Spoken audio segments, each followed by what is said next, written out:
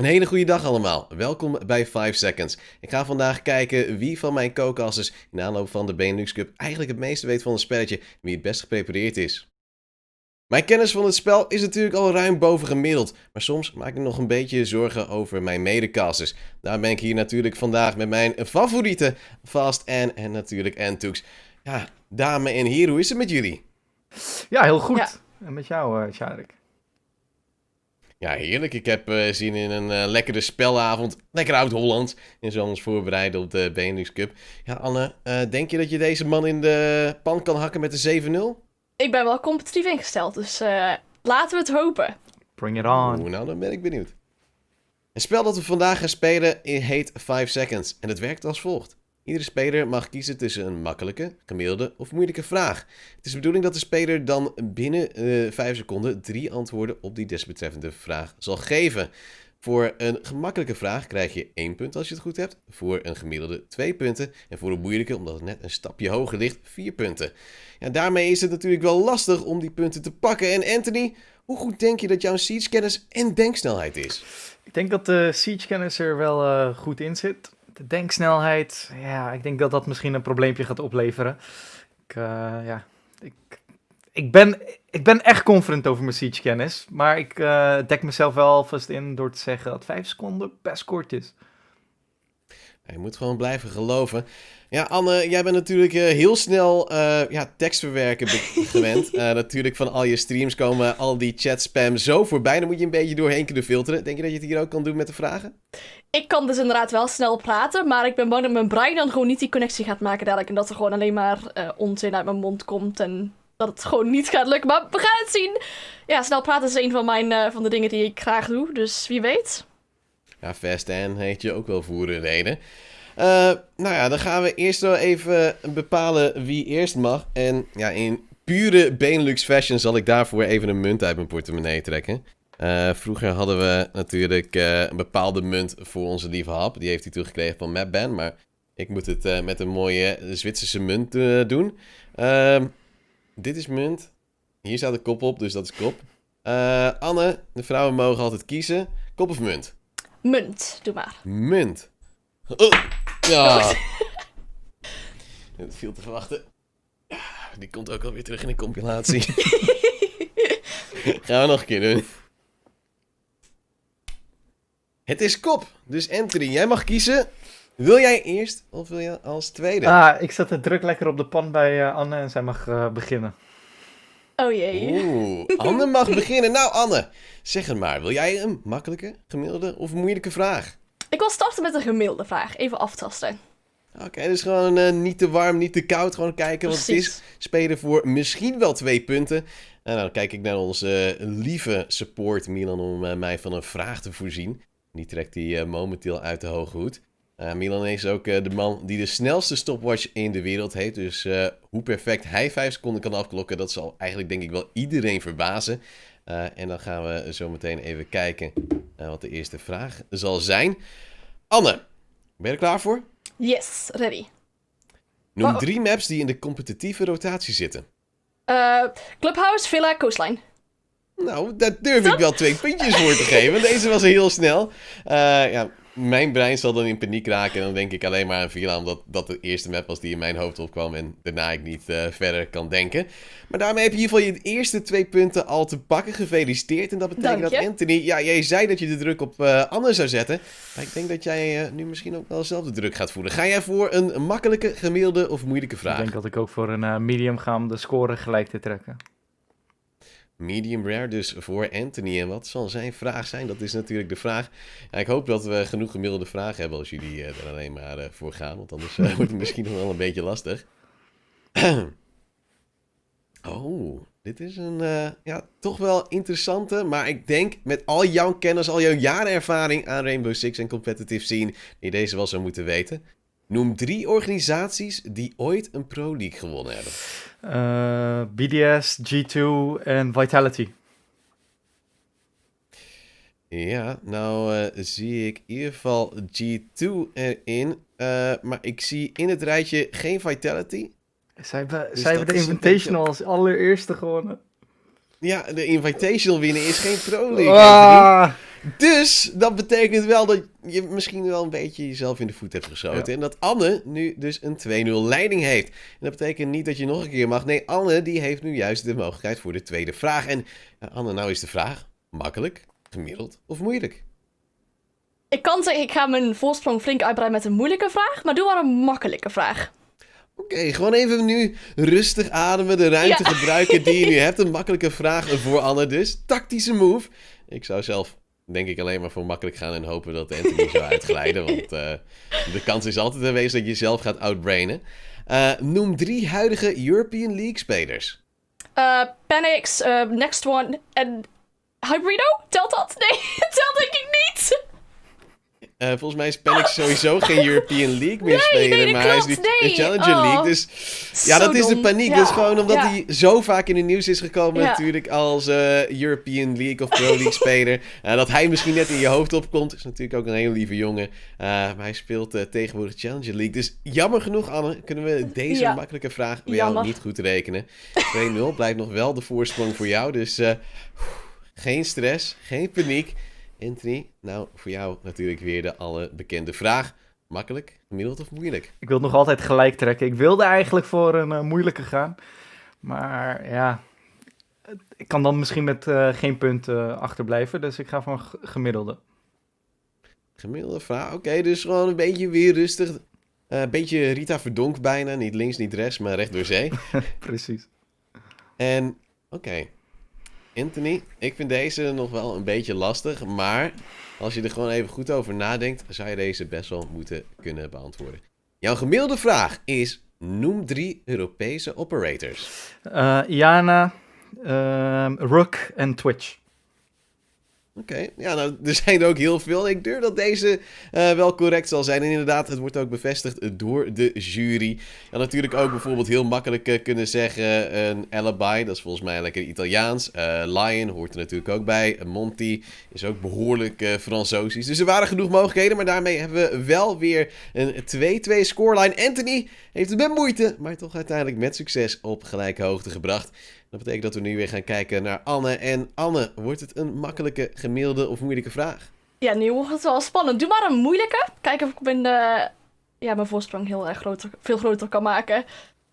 Ja, niemand heeft zich tot nu toe durven te branden aan de moeilijke vraag. Maar Anne die gaat nu voor het eerst ook zeggen, ik heb mijn derde vraag, ga ik ook voor de derde categorie en kijken wat er daadwerkelijk nu op mijn bord verschijnt. Ik zou bang zijn. Ik zou heel bang zijn op wat er zal komen. En ik zie ook de vraag en ik weet dat deze nog wel een beetje pittig kan zijn. Het moet net in je hoofd zitten, maar ik heb toch wel vertrouwen in Janne. De moeilijke vraag is, noem 3 operators die beginnen met de letter M.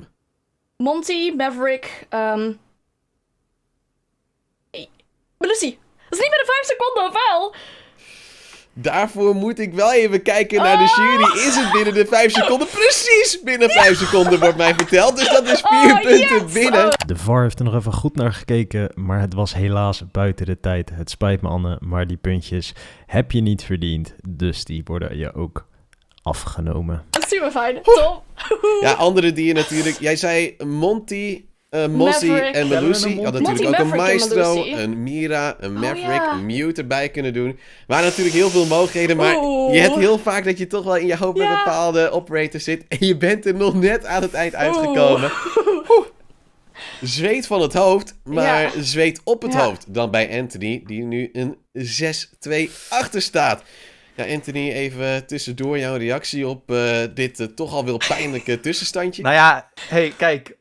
Monty, het is officieel Montagne, hè? Maar weet je, all let is one slide, om het spannend te houden.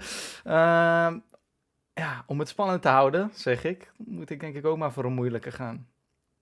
Oeh, nou ja, kijk, als je Montagne helemaal vol moet zeggen, ben je ook al 5 seconden kwijt. Dus ik denk dat daardoor ook nog wel sneller wordt goed gerekend. Anthony gaat dus ook voor een moeilijke vraag, zal proberen daarmee de score weer recht te trekken naar een 6-6. En, Anthony, dit is nu wel heel erg lastig. Daar waar Monty nog wel mocht, willen wij nu exacte benamingen. Dus het moet nu gewoon precies goed zijn, omdat dit ook heel erg precies komt. Anthony, jouw moeilijke vraag is, noem 3 operator gadgets. Banshee device, Mute Jammer en ADS. Nou, dat ging toch wel veel makkelijker dan ik eigenlijk had verwacht. Het kwam gewoon bijna rollend van de tong. Zijn toevallig ook je main operators die je hiermee hebt benoemd? Absoluut niet.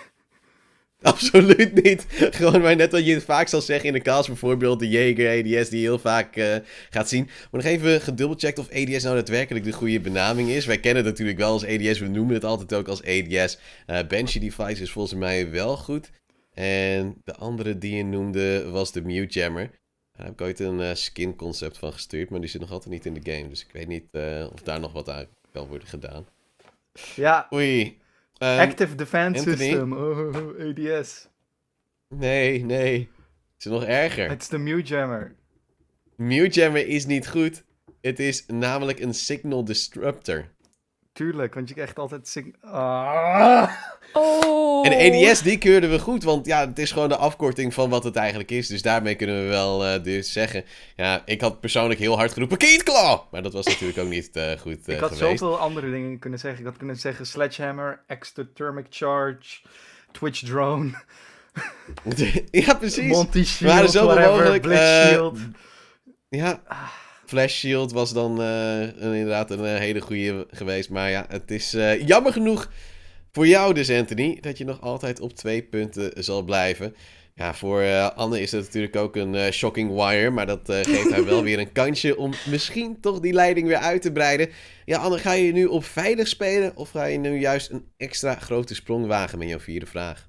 Nee, ik ga veilig spelen. Ik vond het net ontzettend ongemakkelijk dat ik die makkelijke vraag niet kon beantwoorden. Dus doe nog maar een makkelijke vraag. Kijken of ik die wel kan beantwoorden.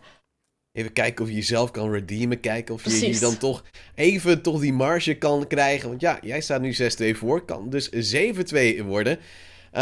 Anne, jij speelt het spelletje natuurlijk ook al even. En daarom hebben we hier nu de gemakkelijke vraag. Noem 3 verschillende operation namen. White Noise, Shadow Legacy, Steelwave. Steelwave is de laatste. Excuses. Ik viel over mijn woorden. Ja, dat is gewoon de stress die je bij een spelletje hoort. Anne, hebben we allemaal last van. Maar het Ja. is wel correct. En daarmee heb je weer een nieuw puntje te pakken. Daarmee ga je nu naar een 7-2 leiding. Ja, Anthony, ik wil niet de druk op je zetten of zo. Maar ik denk haast wel dat je gewoon met alleen maar moeilijke vragen nu moet komen. Ja, ik denk dat ik voor een medium vraag ga. Gewoon omdat dan de zeg maar, afstand ietsje kleiner wordt. Ik moet het uiteraard wel zo meteen weer moeilijker gaan doen. Maar even tot rust komen. Even 2 makkelijke puntjes scoren. Dat gaan we nu proberen. Nou, ik geloof in je, Anthony. Gewoon even rustig die 2 puntjes binnenpakken. En hopen dat je er komt. Oké. Anthony, ben je er klaar voor? Ben je goed in aardrijkskunde geweest vroeger? Zeker. Oké, nou dan moet je deze wel kunnen doen. Jouw gemiddelde vraag is... Noem 3 landen waar ooit een grote Rainbow Six toernooi, Pro League of Major, heeft plaatsgevonden. Dus wel het fysieke land van de finale. Canada, Italië en Frankrijk. Ik denk dat gewoon vanuit mijn hoofd en ook volgens de jury dat correct is. Natuurlijk in Canada heb je volgens mij iets van de Invitational wat elk jaar al langskomt. Dus daarmee heb je het inderdaad goed. Heb je dus 2 punten te pakken, gaan we naar een 7-4. Ja, Anthony, het vuistje is daar, maar je staat nog altijd 3 punten achter op Anne. Ja, die zit natuurlijk te glimlachen, maar dat doet ze altijd wel. En ja, Anne, glimlach je jezelf nu naar boven de 10 punten? Ga je voor die double digits? Oh, ik vind het heel lastig. Ik durf bijna niet om nou een moeilijke vraag te doen. Als ik een dag fout heb, dan gaan we het toch doen. Moeilijke vraag. Ja. Moeilijke vraag? Oeh. Ja, nou zie ik of Anthony straks heel erg grijnzen... of ik zie hem een beetje een traantje weg moeten tinken. Want ja, dan wordt het natuurlijk wel steeds lastiger. Ja, het wordt wel moeilijk. Moeilijke vragen hebben we heel erg over nagedacht... om ja, natuurlijk binnen die 5 seconden het zo lastig mogelijk te maken... om het goed te beantwoorden. En daarom, Anne, nu jouw moeilijke vraag... Noem 3 operators die gebruik kunnen maken van de Heart Breaching Device. Lion, Kapitao en Vinken. Dat ging sneller dan ik ook maar kon denken. Ja, ik heb Shadow Legacy mogen spelen. Daar ging het om die secondary heartbeat gadget. En er waren 8 operators. En ik moest die in de zijde van mijn video zo plaatsen. Dus als het goed is, moeten deze kloppen. Het is correct. En Ja, de super. jury zegt ook, nou blijkbaar niet zo moeilijk dus. Maar jij hebt natuurlijk heel erg je research gedaan. Ja. Volgens mij een andere die je nog zou kunnen doen. Amaru had er, dacht ik, één. Amaru heeft er een, Monty heeft er een. een. Ja, klopt. Ja. Dus daarmee had ik in ieder geval 2 goed gehad. De rest die gingen zo snel langs mijn oren dat het ook net zo goed kogels hadden kunnen zijn. En Anne, die dus met deze moeilijke vraag op 11 punten weet te komen. Ja, Anthony, nou sta je in één keer 7 achter. En ik zette net een beetje mentaal die druk op je dat je moeilijker moest doen. Maar nu wordt die druk alsmaar groter. Anthony, ga je voor de moeilijke vraag? Ja, ik denk dat na de juiste beantwoording van Anne zo meteen de editor zal gaan editen van dat stukje van they say you're fine, but you're really not fine. Dat we daar een meme van me maken, want deze deed pijn. Maar ik moet voor een moeilijke gaan en dat ga ik dan ook doen. Voor de boys. Voor de boys een moeilijke vraag. Nou, die moeilijke vraag die hebben we meteen al klaarstaan, want we voelden hem ergens al aankomen. We hadden net over de heart beating device, maar iets anders wat is toegevoegd. Voor jou een moeilijke vraag. Noem 3 operators die gebruik kunnen maken van de proximity alarm. Nee, Oryx, Castle en... Ja, Melusi. Nee. Melusi heeft... Het zou wat Melusi zijn heeft als Impact Sensitive Melusi en Force. de... Ja. Als het Melusi en de Banshee device en nog een proximity alarm zou hebben, dan denk ik dat je echt de hele map over geluidjes gaat horen. Het is dus wel fout. Melusi die heeft geen proximity alarm. Wel had je nog bijvoorbeeld kunnen zeggen Goyo, Kavera. Volgens mij heeft wel Maise zelfs ook nog. Tachanka zelfs. Wie speelt die operators? Die bent vergeten. Ja. Dat doet wel gewoon een beetje pijn. Maar ja, jammer genoeg voor jou is het fout. Gaat Anne nog altijd aan de leiding met dus die 11 punten tegen 4. Ik zie het verschil niet. Vooral niet als Anne nu wat fout zou beantwoorden. Maar ja, Anne, ga je nou weer het riskeren of ga je rustig proberen uit te bouwen? Ik ga het rustig proberen uit te bouwen. Doe maar een medium vraag. Gemiddelde. Een medium vraag.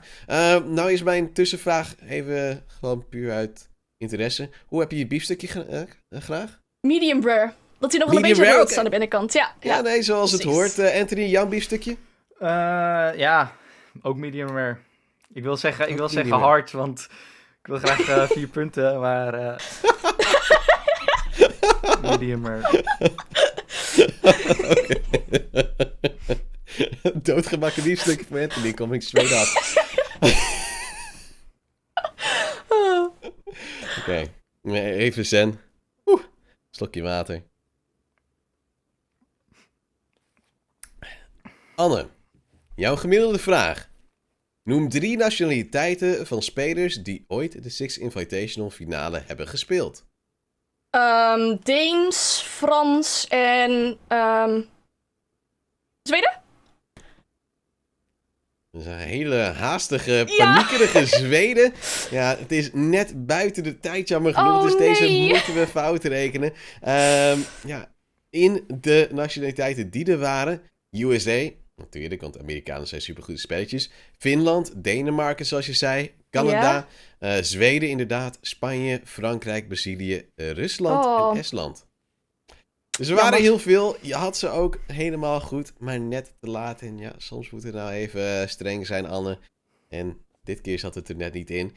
Dit geeft dus wel een kansje voor Anthony. Die zit nu al te bidden dat hij wat punten gaat pakken. En misschien gaat hij er met 2 gestrekte benen in. Wat voor niveauvraag wordt het, Anthony? Ja, de manier waarop niemand zijn steek wilt natuurlijk, hard. Oké, jij wil een moeilijke vraag. Nou, ik ben benieuwd of je er klaar voor bent. Want dit is nog weer een net iets ander niveau.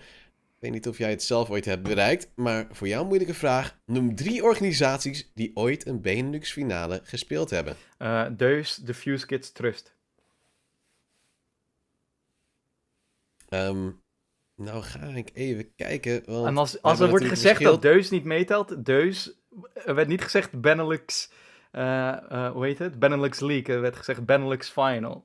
Dus Deus... Oh, heb ik dat verkeerd gezegd misschien? Dus Deus telt mee, want Deus heeft als eerste team de Benelux Quarterly Cup gewonnen.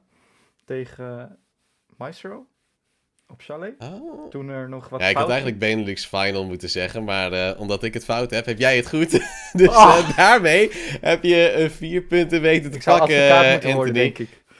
Ja, dit doen we eigenlijk puur omdat we het je wel een beetje gunnen en je niet willen dat je helemaal wordt afgeslacht natuurlijk. Maar anders had de Fuse Kids bijvoorbeeld ook niet geteld, want die hebben alleen volgens mij in de Championship in de finale gestaan en niet in de League zelf, want destijds was het nog Trust Gaming. Dus ja, uiteindelijk heb je het goed. Kom je daarmee nu op volgens mij 8 punten, Anthony. Dat is toch alweer een hele prestatie tegenover de 11 van Anne. En Anne, hoe voel jij hem op dit moment? Ben je nog altijd in vertrouwen of denk je dat mijn zwakke brein jou misschien nog wel parten gaat spelen? Ja, de voorsprong is nu wel minder geworden. Dat maakt me wel enigszins bang, maar we gaan er gewoon nog steeds voor. Oké, maar wat voor vraag ga je nu dan voor, Anne? Wordt het een makkelijke, een gemiddelde of moeilijke? Ik blijf het op gemiddeld spelen. Gemiddelde vraag. Slow and steady wins the race. Dus we gaan voor gemiddelde vraag voor Anne. En dan gaan we eens even zien of ze daarmee toch weer 2 punten kan pakken. En misschien weer op die 13 kan komen. Ja, als het vrijdag de 13e wordt, wordt het misschien een beetje lastig. Maar we gaan toch wel vertrouwen houden. Nou wordt die moeilijk, Anne. We gaan niet meer denken aan wat we eerder hebben gezien. We gaan niet meer denken aan waar we wonen. We gaan voor jouw gemiddelde vraag 3 Amerikaanse operators benoemen. Dit weet ik echt niet. Nee, ik zit te denken, maar... Nee. Nee, Mag ik het zeggen? Ash is er één, maar dat is Ash. Ash Pools en Castle. Is Castle ook Amerikaans? Geen idee. Ja, zeker. Valkyrie, Blackbeard. Oh, wat stom. Ja. Nee, hier hou ik me echt niet mee bezig. Zero ook nog eens. Oh, dus, en Termite natuurlijk, als Ash er een is, dan is Termite eigenlijk ook bijna een... Ja, die wist ik niet zeker. Castle, Pools. Jammer. Ja, soms heb je gewoon even een blokje. Ik probeer die nog een beetje warm te maken met het idee... Ja, we gaan uit Europa, maar ja, Amerika is blijkbaar toch nog net een oceaantje te ver. Maar nu blijven we op 11-8.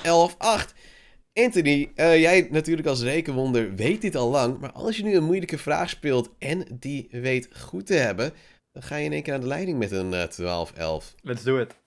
We gaan ervoor. Gaat het moeilijk? Oeh!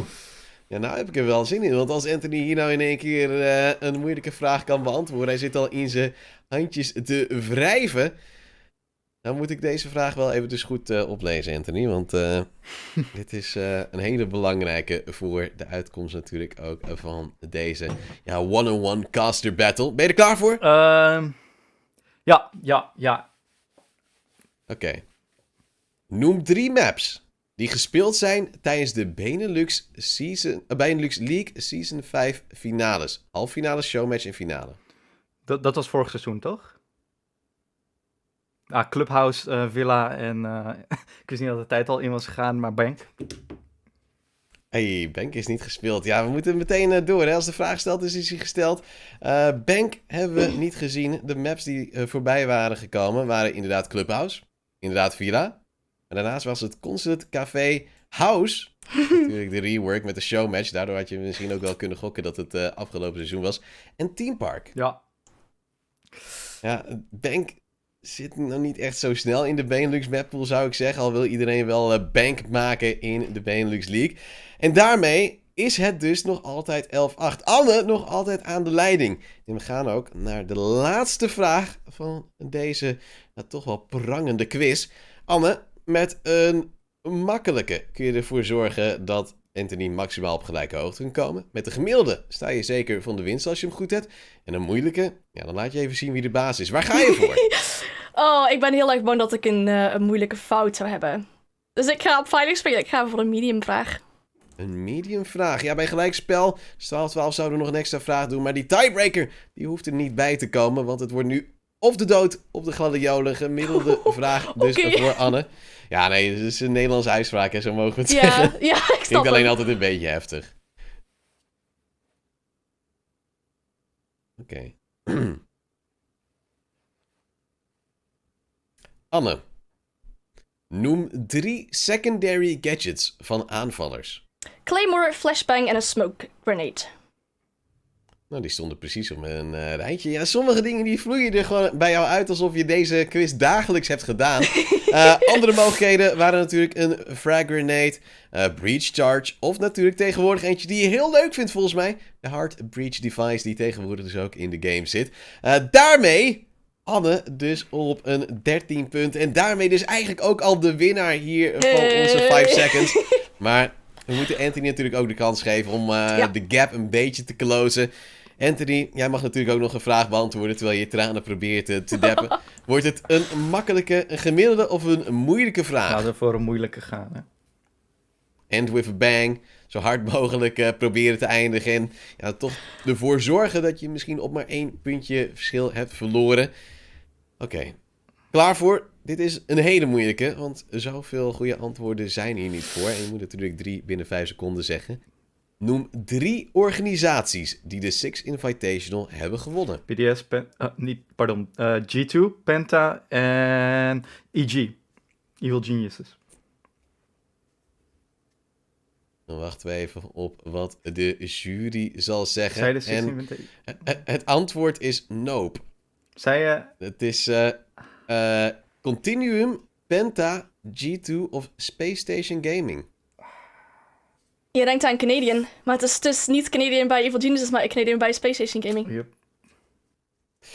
En, Het, ik was even de legendarische comeback vergeten. Waar EG had het in de pocket, hè. Stonden 2-0 voor. Ja, Verloren 3-2. Ja, en Canadian heeft hem dus en onder Continuum en onder Space Station Gaming gewonnen, maar dus niet EG.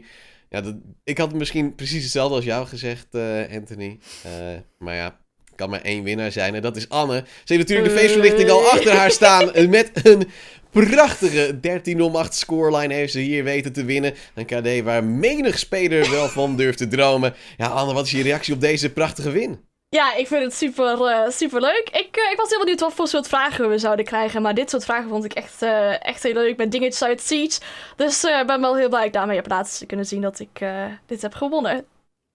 Ja, voor jou is er niet zozeer een prijs. Maar voor Anthony hebben we natuurlijk wat bijles geregeld met Hap. Dus daarmee kan hij natuurlijk de volgende quiz veel beter eruit komen. Hoe blij ben je daarmee, Anthony? Ja, top. Met Hap.